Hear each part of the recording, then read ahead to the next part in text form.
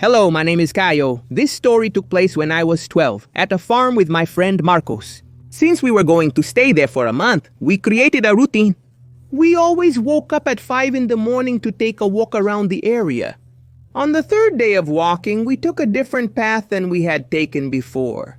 We got quite far from the farm. In the middle of that rural environment, we saw an abandoned shed. We quickly went to check what was inside. The shed was locked with many chains, which, by the way, were rusty. There were a lot of stones at the base of the door, and the grass had already grown a bit. In other words, it hadn't been opened for a long time. Interestingly, it seemed like the person who blocked that entrance really didn't want it to be opened at all. I got very curious about what could be inside that shed. There could be something valuable hidden there. I was overcome by greed and climbed onto a concrete block about 2 meters high to take a peek through the window. It was pitch dark inside and I couldn't see clearly. I started to hear some noises of chains moving. I got closer to the glass and tried to wipe it to see if I could see anything, I tried to wipe off the dust until something hit the window and cracked the glass. I got scared and slipped out of fear, right? I fell on the floor and twisted my foot. My friend helped me up and we ran away from there toward the farm. The next night, around 3:40 in the morning, we went to steal, the refrigerator, because we got that late night hunger, until I heard a chain rattling sound coming from outside. I spotted something creepy through the kitchen window. The shadow of a man on the porch. I got scared, but I thought it was just my imagination. When I went to tell my friend, he was pale and trembling. You couldn't see well because it was dark. I noticed chains tied to his arms. He appeared to be searching for something, possibly us. Terrified, we returned to the room, locked the door, and attempted to sleep. After that, it was hard, but eventually we managed to do it. The next morning, we went for a walk again, but this time a bit more cautiously. Because of what happened the night before, right? We went back to that abandoned warehouse and what we saw was crazy. The window of the warehouse I was peeking through?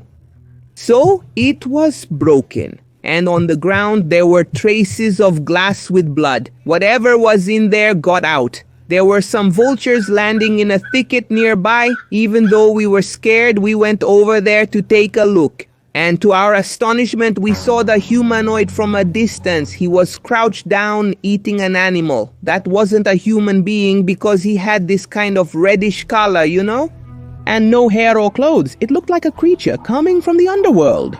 We ran out of there and never went back to that farm. Hello, Leo Augusto. My name is João Miguel and I want to tell you a story that happened recently. One day, I was playing real-life Fortnite with my friends from the condo. We spent a lot of time messing around at the playground, climbing obstacles and tagging each other. We played for several hours until there came a point when the game got kind of boring, We needed something more exciting, a map where we could have a more dangerous vibe for our game. That's when we had the idea to go play in an abandoned building that was nearby. There was a rumor that said whoever went in there couldn't come back and disappeared forever. Others said the place was haunted and killed anyone who went in. Since we didn't believe that, we went there. We prepared our airsoft guns to start our battle. However, we heard a strange noise coming from the upper part of the building. Since there were 4 of us, we went there to check if someone else was making a mess. We reached the 2nd floor. There was no one there, just a lot of stuff thrown around, graffiti on the walls, and some weird drawings that looked more like ancient writings. One thing that caught my attention was the heavy atmosphere there. I believe that was what made my younger friend start crying and wet his pants. Since we were already there, I insisted that we explore more floors. 2 of them liked the idea, but my younger friend didn't want to. Since the majority won, we went up to the 3rd floor to take a look. That's when things started to get weird. The atmosphere got heavier than before, and when I realized it, everyone was crouched on the floor, like we were under really strong gravity. My vision started to get blurry, and when I focused my eyes, I saw something chilling. In the middle of the room, there was a person wearing a hood. They were pointing to a part of the floor where there was no wall.